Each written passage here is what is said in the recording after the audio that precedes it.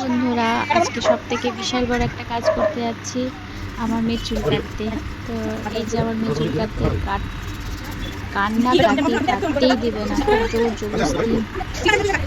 সে কিনা অবস্থা, কাটবেই না, কান্না করেই যাচ্ছে।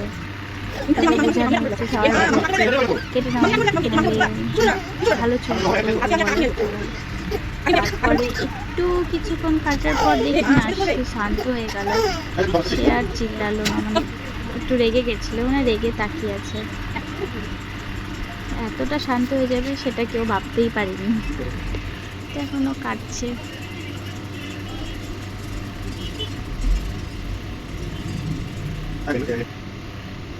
তো ফাইনালি ওর কাটা কমপ্লিট।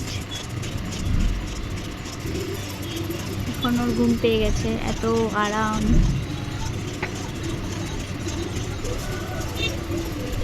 ফাইনালি দেখো, চলো টাটা, দেখা হচ্ছে পরের ব্লগে। আকাশ।